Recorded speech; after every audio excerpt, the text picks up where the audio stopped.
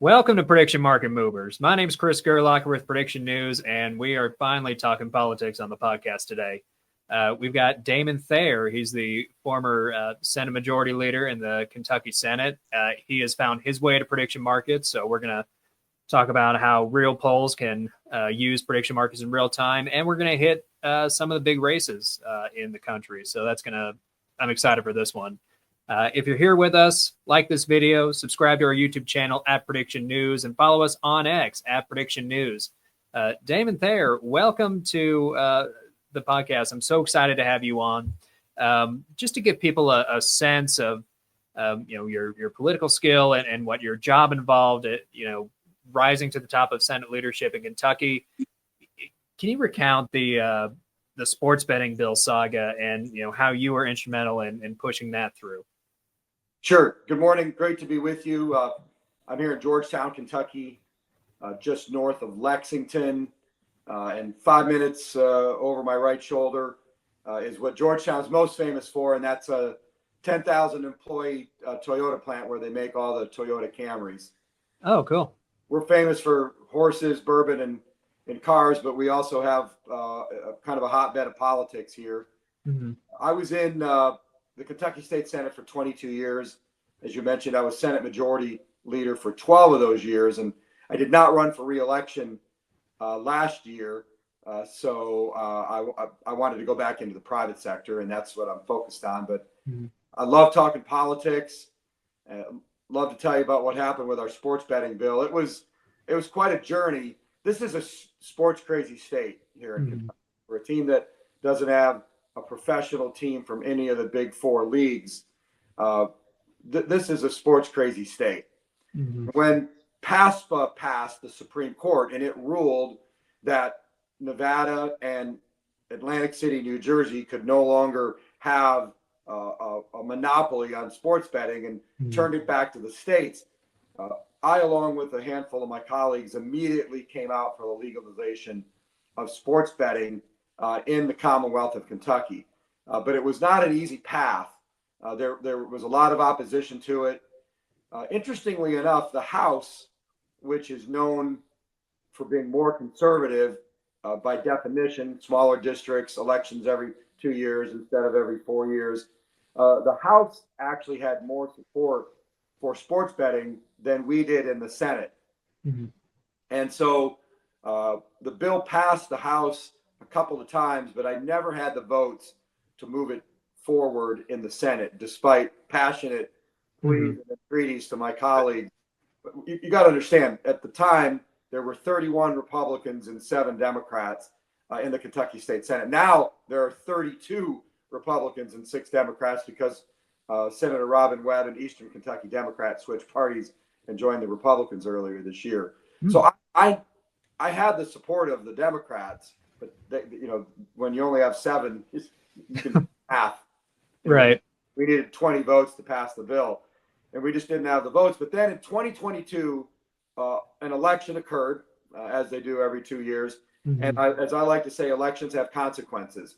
And we had just enough anti-sports betting Republicans retire from the Senate and be replaced by Republicans who were in favor of it, that I now had a working coalition to be able to pass the bill. And it still took, let's just say some negotiations with colleagues in order to be able to get, to the number of votes that I needed.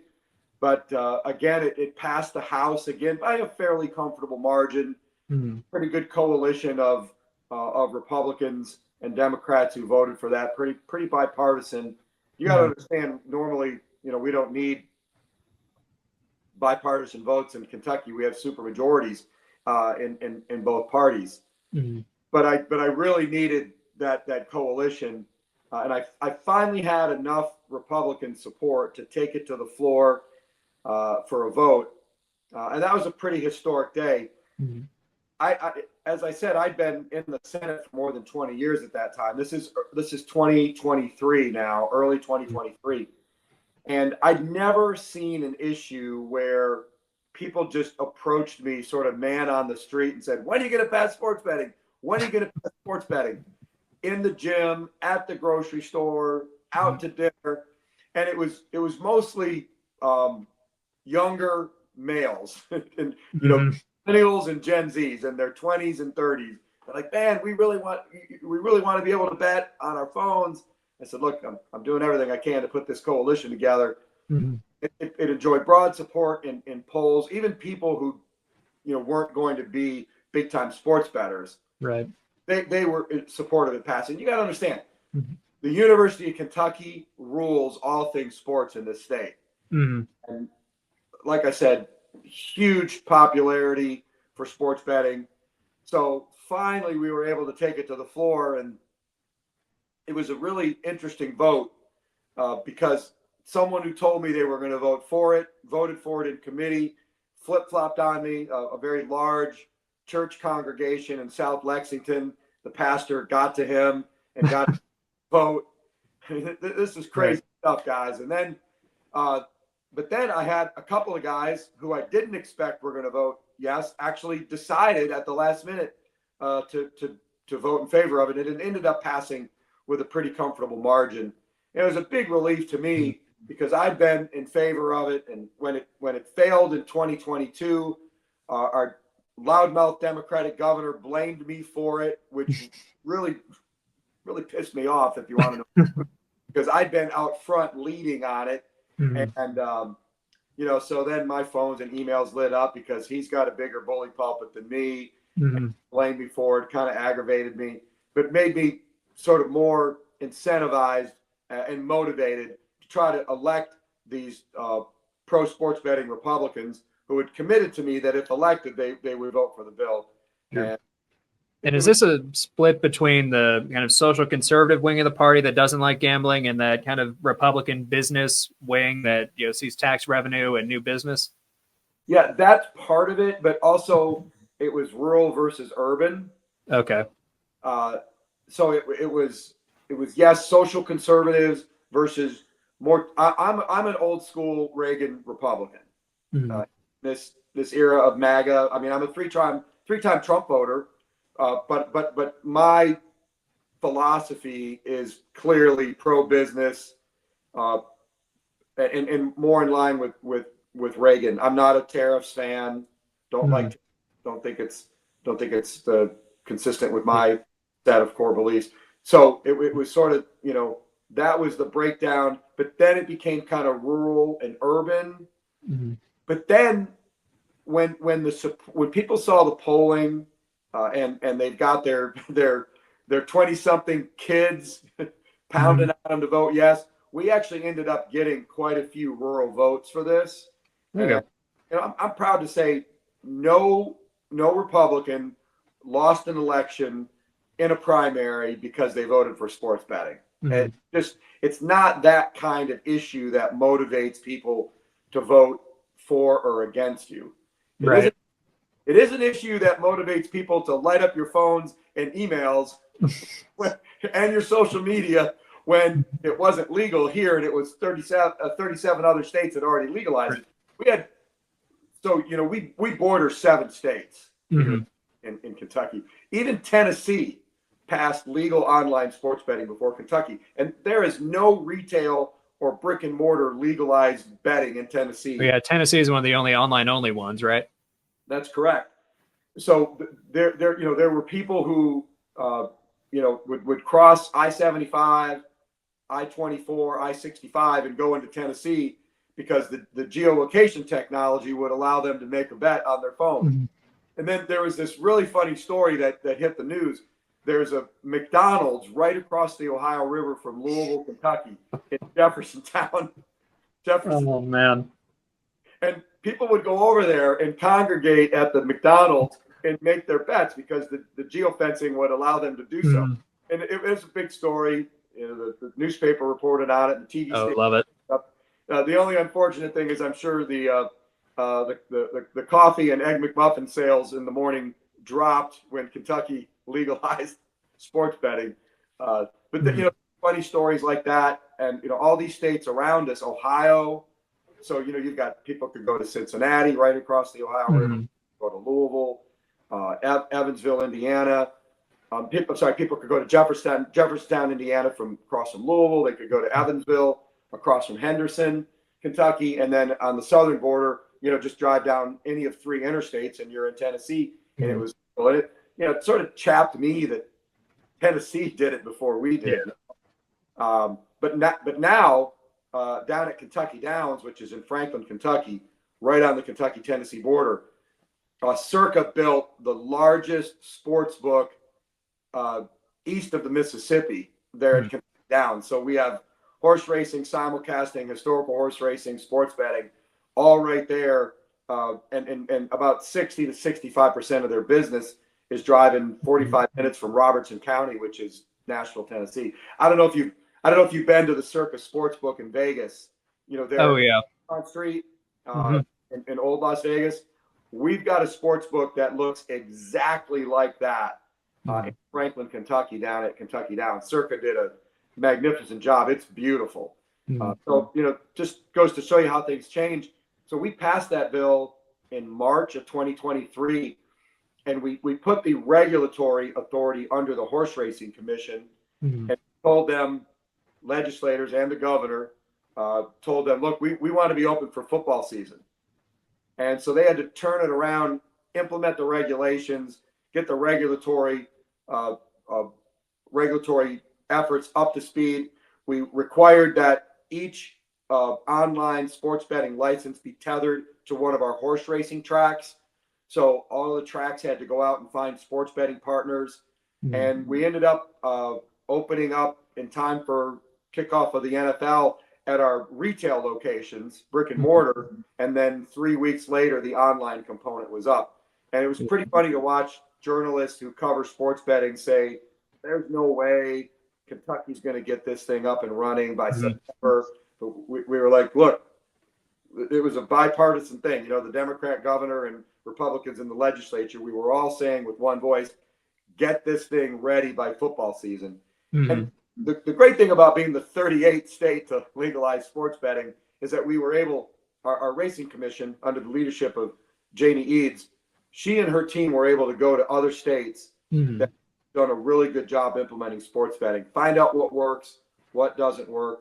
And, we were up and running by September, and I'm proud to have made the first legal sports bet at the Red Mile Harness Track here in Lexington. And we had no glitches. It's gone I remember covering Kentucky sports betting when it was going live, and I wrote about the saga of 6 bills that it took to finally push it over to the finish line. And I believe I covered your first wager too. That was a fun little bit of flavor in there.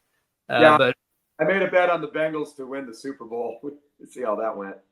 Yeah. Well, I'll pour one out for the Bengals and for those free trade policies that you missed so much. But I want to ask you about prediction markets and how you got into them. I mean, how were you introduced, and where's the enthusiasm for this coming from? Well, I'm a Twitter user. I still call it Twitter. Sorry, Elon. I call it Twitter.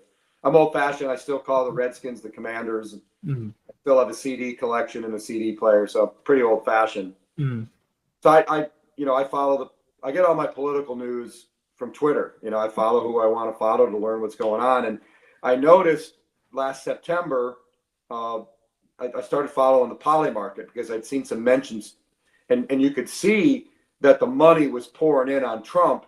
Look, both Trump and Harris got little bumps out of their conventions, as is typical. But there weren't a lot of people predicting that Trump was going to win. And I saw that traders were playing heavily on Trump to win, only the second non-consecutive presidential term in the history of our country, trying to become the next version of Grover Cleveland. Right. So Grover Cleveland got there first, Trump got there second. Correct. Right. Yeah. So Cleveland was the 22nd and 24th president of the United States. He was defeated by Benjamin Harrison of Indiana, and then he came back 4 years later to win. And then in 1896, he didn't run, and William McKinley was elected, which gave way to Theodore Roosevelt. But I digress a little history, less presidential history nerd too. So I can sympathize with the presidential history and the enthusiasm for it. Nicely done. We can compare our book collection someday. Mm-hmm.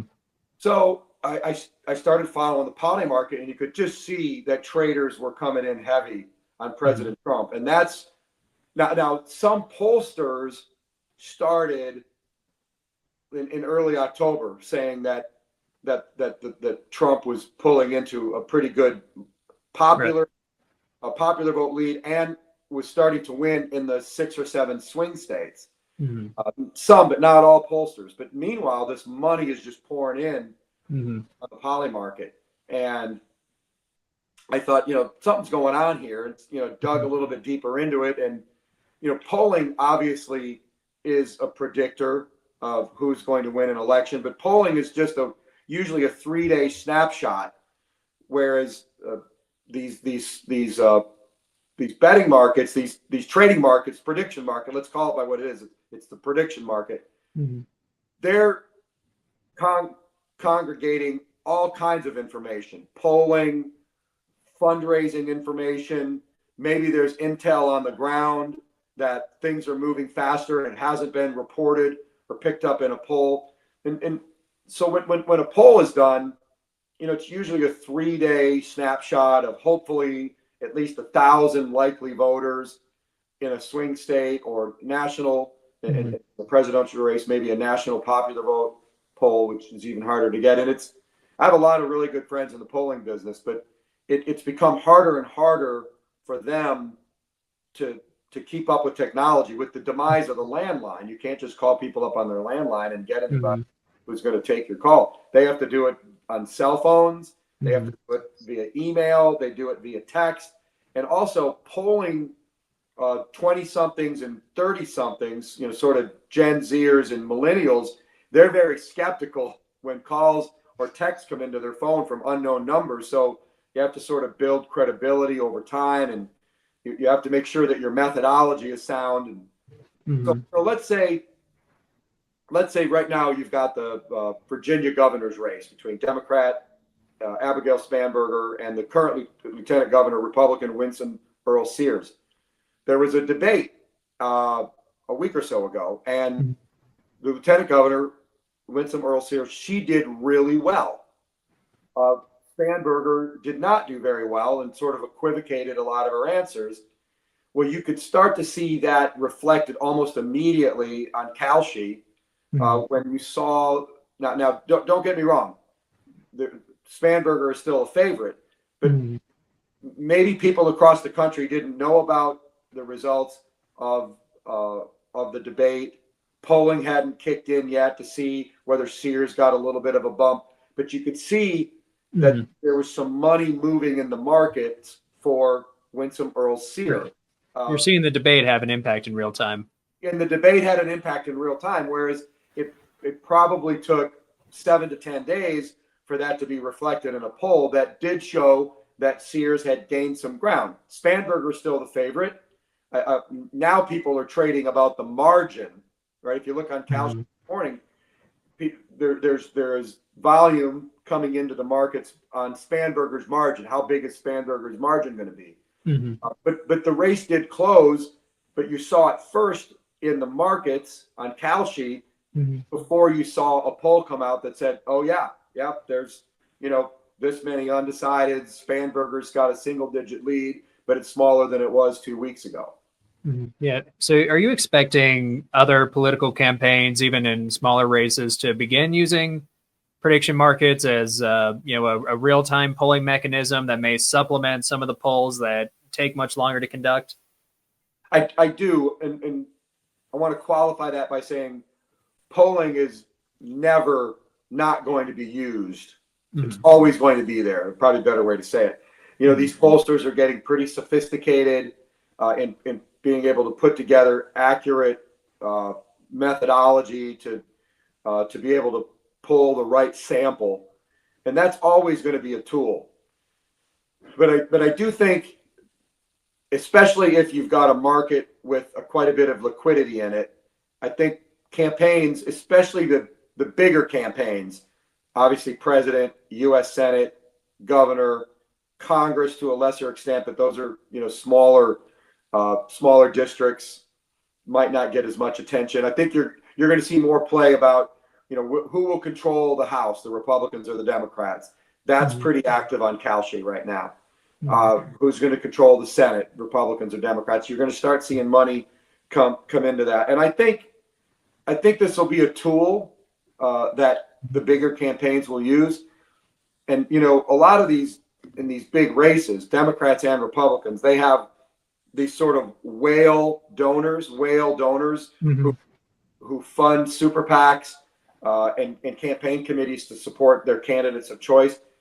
It'll be interesting to see if they use some of their money to try to affect the prediction market to try to benefit their candidate. That, just being a student of human nature, we haven't seen that yet, but it's not something that would surprise me at some point if these campaigns figure out a way to try to affect the prediction market.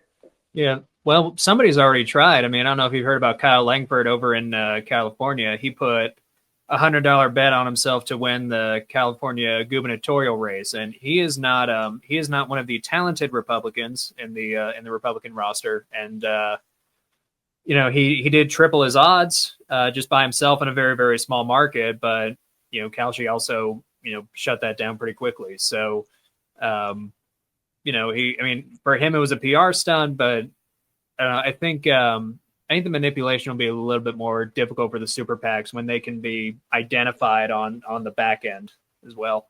Yeah, I think that those who run Kalshi and other markets are going to be able to get ahead of that and figure it out. I mean, what was traded on the presidential race last year? Close to $1 billion. So it was 3.7 billion on Polymarket and then 400 million on Kalshi.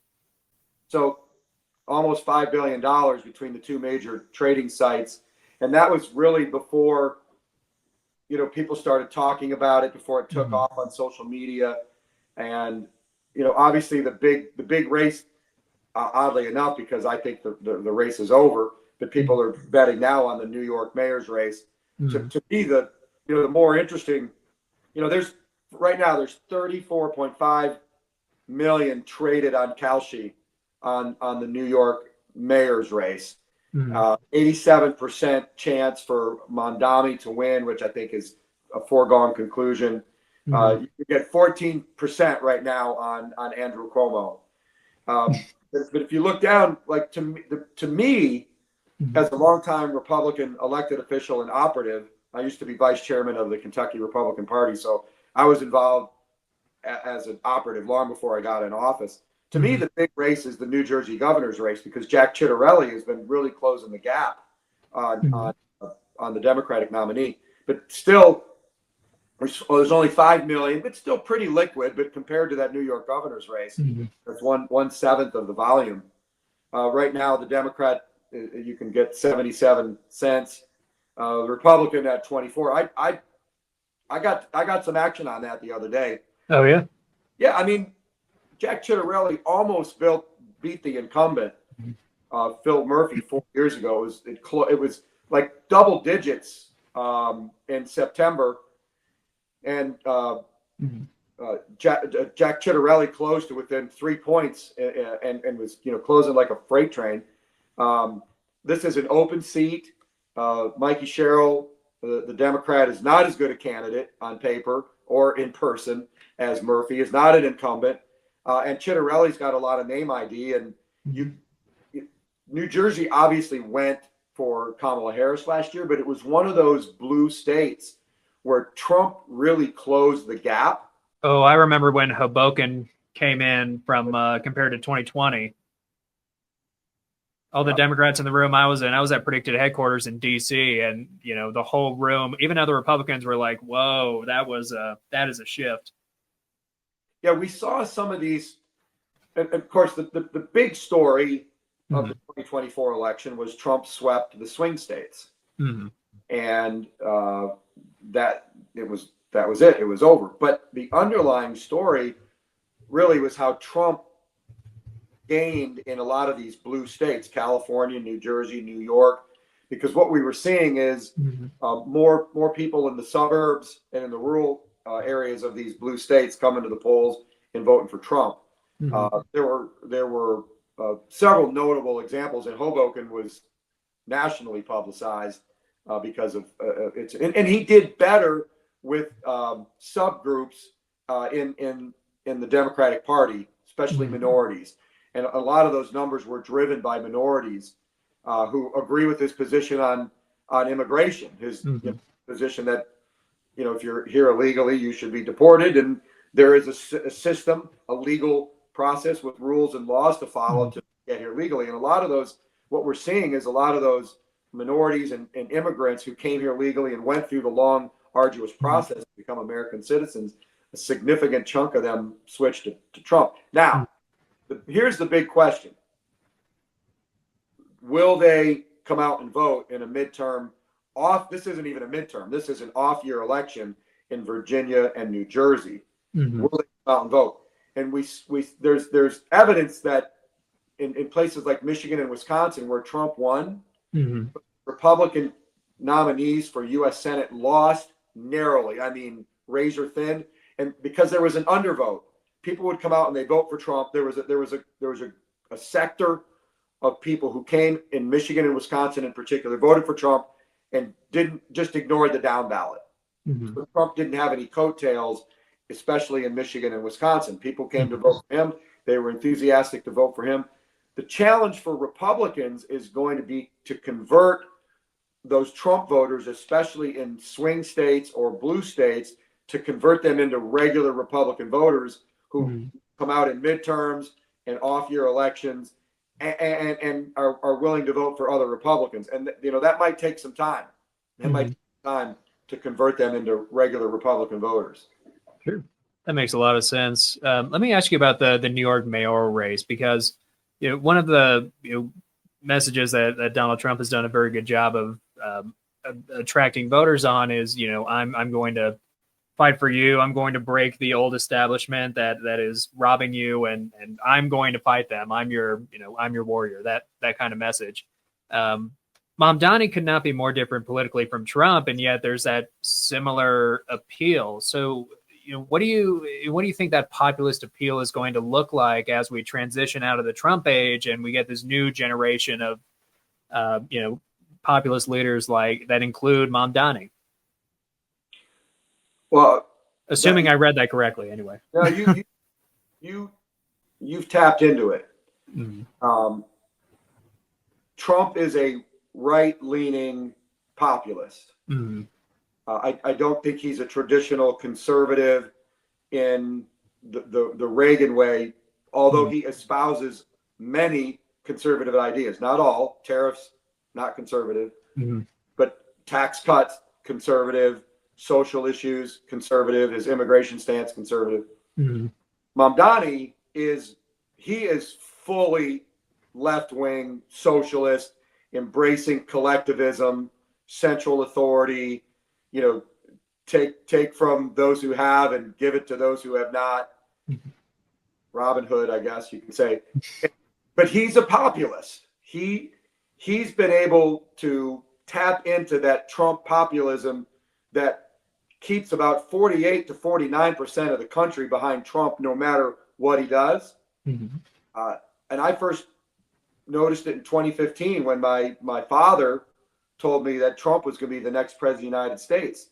And I thought he was crazy. He turned out to be right. But I could see that Trump populism take hold 10 years ago.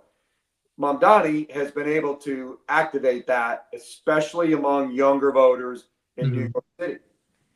And there, if you take a Venn diagram and do Trump and Mamdani, the place where it will cross over is on a populist message. Now, the other parts in the Venn diagram are going to find no similarity. But you're absolutely right, Chris. The populism message has, I believe, has sort of overshadowed the fact of how blatantly socialist this guy is. I mean, he's all for central control, collectivism, give everything away for free, for free. But there's no free lunch in politics. Right. So the free public transportation and the state-run grocery stores with lower prices are finding no purchase with you.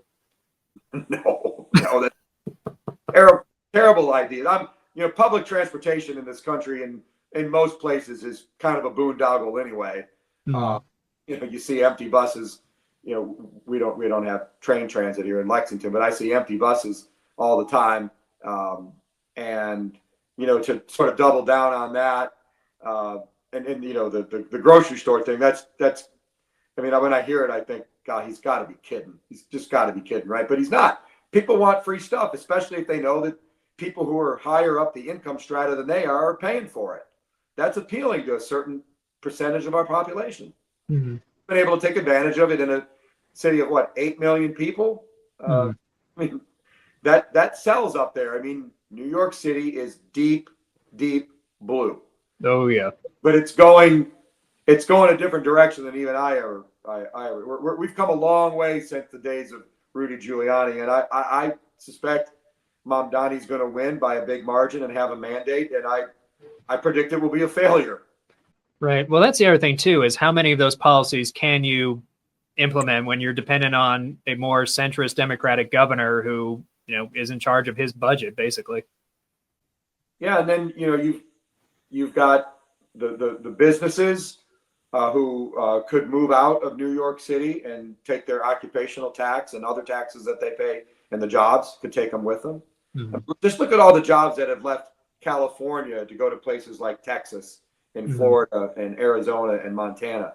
That can happen to New York. I'm also concerned as a tourist. I go to New York as a tourist. I've been up there 2 out of the last 3 years. Felt reasonably safe in Times Square.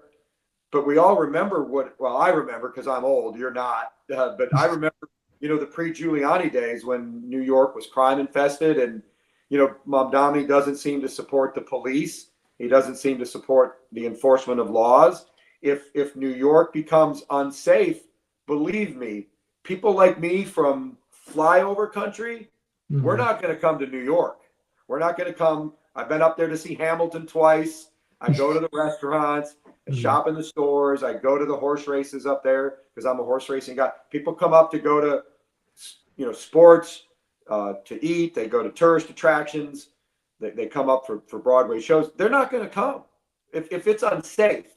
So you got businesses who could speak with their wallets. You've got consumers and tourists who could speak with their wallets and vote with their feet by just saying, there are other places we can go to do these sorts of things. You can't see the Statue of Liberty anywhere else. That's another thing that I've done a couple times when I played New York City, but hopefully it'll still be there when Mamdani's done. Who knows? Maybe not with a guy like him. I'm confident the Statue of Liberty will survive. Hope so. I've certainly watched enough apocalyptic dystopian movies where we've seen the collapse of the Statue of Liberty. There was one recent Walking Dead sequel that was set in New York City. And, remember that movie with, oh gosh, what was that movie? Escape from New York. Mm-hmm. People love to do post-apocalyptic dystopian movies with images of a fallen Statue of Liberty. Yeah, it's the symbolism just, that one always hits. But let me ask you about, so obviously there's high drama in New York around, Mamdani's impending victory and how he came to power. And it's gotten a lot of the media attention. It gets a lot of the trading volume. Why are you watching Virginia and New Jersey, the two gubernatorial races this year, so closely? Well, because, it's an off-year election in two blue states that it's once you get outside of Northern Virginia, mm-hmm. Virginia is pretty red or pink at least. Mm-hmm. And, we know that the suburbs outside Washington, D.C. have become purple, basically blue. I mean, Obama added a lot of six-figure executive branch government jobs during his term. Mm-hmm. And all those people live in Northern Virginia, Nova, as they call it. Mm-hmm. But we know that you get out into the rural Virginia, it's a lot like Kentucky. We used to be part of Virginia until we became the 15th state. So you want to watch trends in places like Virginia to see, Glenn Youngkin just won there 4 years ago. Mm-hmm. You want to see I talked about this enthusiasm issue. There is an enthusiasm gap right now between Republicans and Democrats, and that often hurts hurts Republicans in off-year or midterm elections. If Democrats are more motivated to vote because of their hatred of Trump, then Spangenberger's probably going to win by a pretty wide margin. But if Republicans are motivated because of the assassination of Charlie Kirk and what they feel are cities that have become violent because Democrat mayors won't enforce the law, and Winsome Earl Sears had a great debate, and now they see, well, she could actually be a good governor. If these things are bubbling under the surface, we also heard, by the way, that Virginia has early voting, which I'm not a big fan of early voting, but it starts 30 days before Election Day, which is kind of ridiculous. We can do another show on that. But we know that in Republican areas, more Republicans are voting early than Democrats. So in Virginia, we're going to be looking to see if any of these trends and post the Charlie Kirk assassination and the gubernatorial debate and just Republicans sort of getting fed up, if that turns into voter enthusiasm and they could make it a close race. And that's why you're starting to see the markets starting to take trades based on margin for Spangenberger. In New Jersey, it's a little bit different, and it's because of what happened in Hoboken and the fact that Chitterelli has established name ID and nearly toppled an incumbent Democrat four years ago. And pundits love to take what happens in these two blue state off-year elections and forecast what's going to happen a year from now, because it helps drive the narrative for a couple of weeks. It rarely means anything. What happens in New Jersey and Virginia rarely means anything in next year's presidential race. And you and I both know that there are 100 things that can happen between now and then. Oh, absolutely. That are going to affect the election. The Democrats think that they're going to get an edge in the election for shutting down the government. But believe me, a year from now, when people are casting their votes in the midterms, this government shutdown will be way in the rearview mirror. Yeah, I was going to say, I mean, it's all we're thinking about right now. I mean, I have to fly back down to Texas at the end of the month, and, the government will probably still be shut down. But, I mean, how quickly does it recede into the rearview mirror for voters? I mean, this is not like, we're not talking about guns or abortion when we're talking about the government shutdown, right? It's an issue that some people talk about, but unless you're directly affected by it, whether if you're a federal employee or or related to a federal employee who's affected by it, I've got I travel a lot in my business, and I was on a plane, I was on 4 planes a week ago, and I had no problems. Now, is that going to be a problem for TSA and air traffic controllers? Are people going to have to show up at the airports even earlier than we do now? We'll see if that starts affecting people. But there'll be, once the government reopens, and it will, there'll be another issue of the day to drive the news cycle. And you got to remember, we're in any election, it all comes down to the swing voters. As long as in any race, as long as the Republican gets 90% of the Republican vote and the Democrat in the race gets 90% of the Democrat vote, the independents are going to be the swing voters who decide the results of an election. That's what's happened in the last 3 presidential races, for sure.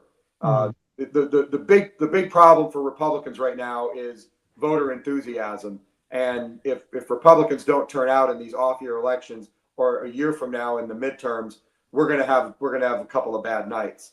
So it's swing voters, independents, and Democrat versus Republican voter enthusiasm. Because right now, Republicans are suffering from an enthusiasm gap. The interesting thing, I'm going to wait to see if Trump gets a boost in his approval ratings from the Middle East peace deal. I don't know if he will, because that might already be baked into the approval rating polls.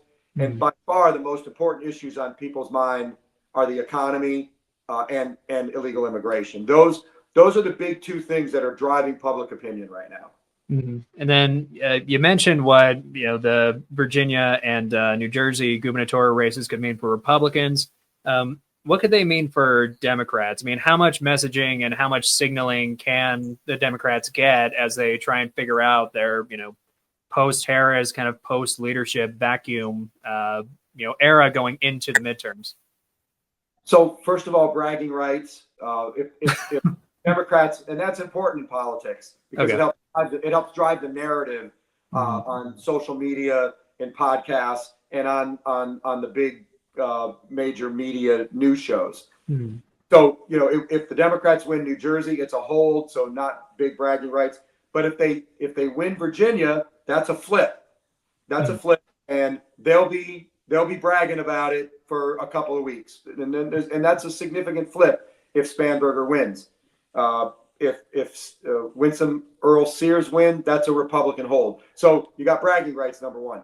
Number two, then what campaign specialists and pollsters and political junkies like me will be looking at exit polling, geographic vote results to see if something that the Democrats said, and they're testing their themes, and it's pretty much we're Democrats and we hate Trump. That's pretty much their theme.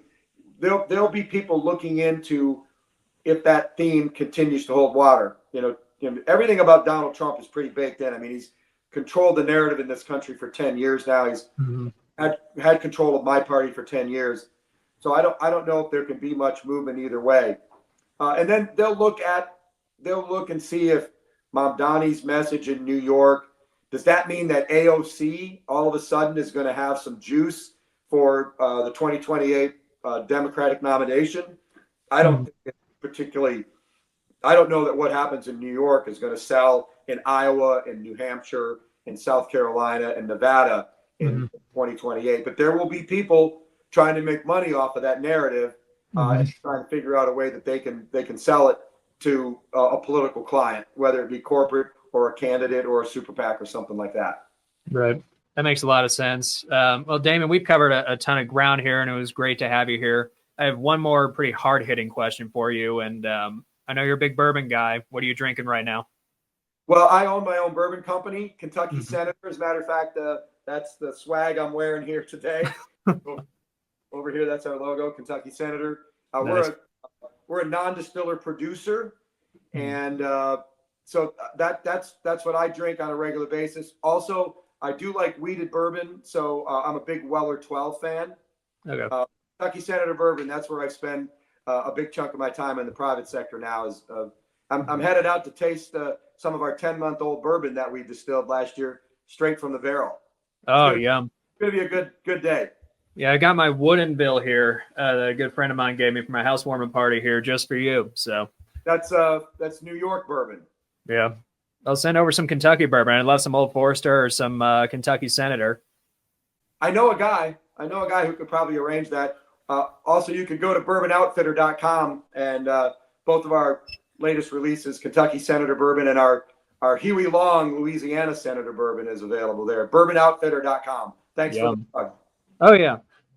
Well, where can people follow you, keep up with you for your political thoughts as we head into midterm season? I'm on Twitter at Damon_Thayer. That's the best place to follow me. And I do bourbon, horse racing, politics, some movies, some music.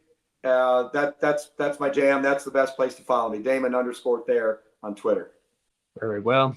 Damon, thanks again for stopping by. If you're here with us, follow us at Prediction News on X, like this video, and subscribe to our YouTube channel at Prediction News.